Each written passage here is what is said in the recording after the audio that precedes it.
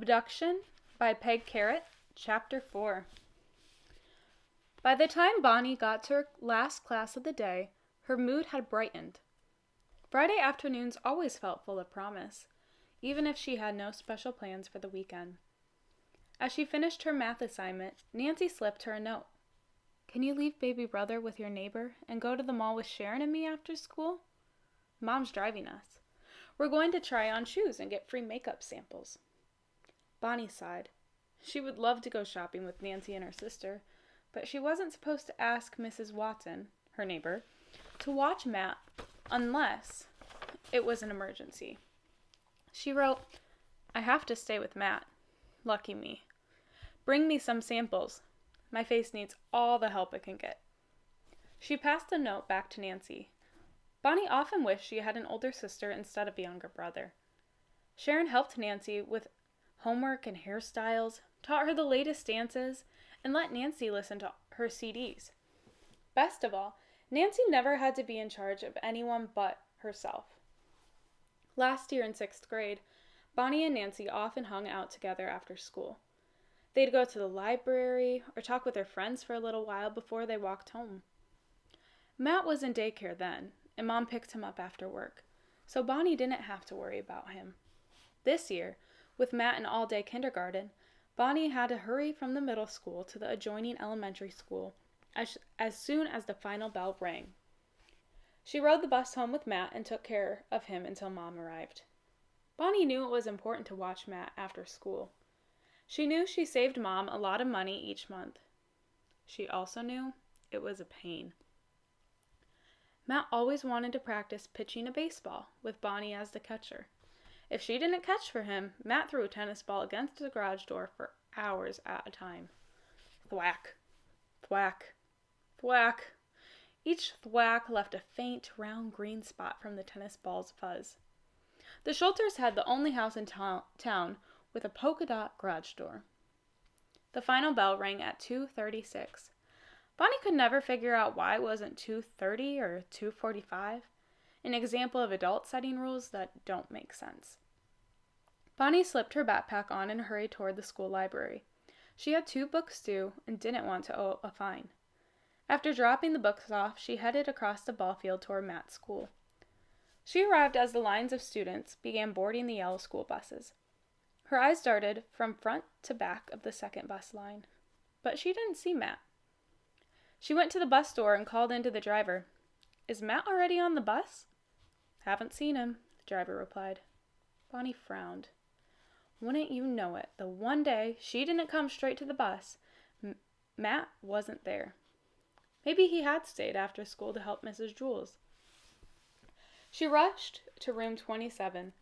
Mrs. Jules was pinning new material on a bulletin board. "Do you know where Matt is?" Bonnie asked. "He isn't in the bus line." "He got a hall pass to go to the bathroom a few minutes before school let out. I let him leave because he said he couldn't wait, and when he didn't come back to class, I assumed he went straight to the bus." "He isn't there," Bonnie said. "I'll look in the boys' room," Mrs. Jules said. "Sometimes Matt stands in front of the mirror pretending he's pitching a baseball, and he forgets the time." Bonnie nodded. Matt did that at home too. It drove her nuts when she was waiting to use the bathroom herself. Mrs. Jules cracked the restroom door and called, "Anybody in there?" When there was no answer, she went in. Seconds later she came out. "He isn't there. Let's check the bus again." This time Bonnie boarded the bus, looking at all the passengers. Matt wasn't there. As soon as she got off, the doors wheezed shut. The first bus in line pulled out of the school driveway. Bonnie's bus followed. "You check the playground," Mrs. Jules said. "I'm going to the office to alert Mr. Quinn." Bonnie nodded. She rushed to the playground and looked at the monkey bars, the ball field, and the basketball court. No Matt. She ran to the office where Mr. Quinn, the principal, was speaking over the public address system, alerting all teachers that Matt Schulter had not boarded his bus.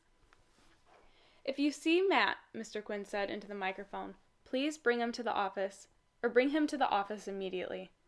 He clicked off the mic and turned to Bonnie. "Has he ever done this before?" he asked. Bonnie shook her head no. Once he was late because he goofed around with his friends, but Mom scolded him. And since then, Matt has always gone straight to the bus. He gets there before I do. Maybe he went home with a friend today, and your mother forgot to tell you. Mom would never forget, Bonnie said. She always makes sure we know what we're supposed to do after school. Let's call her to be sure, Mr. Quinn said. Do you know her work number? Bonnie gave it. Her insides felt hollow as she listened to Mr. Quinn ask for Mrs. Schulter. A few seconds later, he identified himself and said, Matt didn't get on the school bus today and we can't find him. Did he go home with a friend? He talked another minute or so. When he hung up, he said, She's on her way. Matt was supposed to go home as usual. I don't like this, Mrs. Jewell said. Apprehension crawled up Bonnie's arm and across the back of her neck. Let's not panic yet, Mr. Quinn said. I've had situations where a youngster gets in trouble at school and doesn't want to go home, or they get invited to play at a friend's house and forget to call. Sometimes, especially with the kindergartners, they get on the wrong bus. Then they have to ride the whole route before they're brought back here. One student fell asleep on the bus and wasn't found until the driver had already parked in the bus barn. Bonnie could easily have disrupted each of Mr. Quinn's theories. Matt never got in trouble at school, and he wasn't allowed to go anywhere with a friend unless Mom had arranged it. Certainly he wouldn't have boarded the wrong bus. They had ridden bus number 2 all year. She didn't argue with the principal, though. It was Mr. Quinn's first year at this school, so he didn't know Bonnie. She knew he was only trying to make everyone feel optimistic. While Bonnie looked out the office window, hoping to see Matt approach, Mr. Quinn called each of the bus drivers. Matt was not on any of the buses.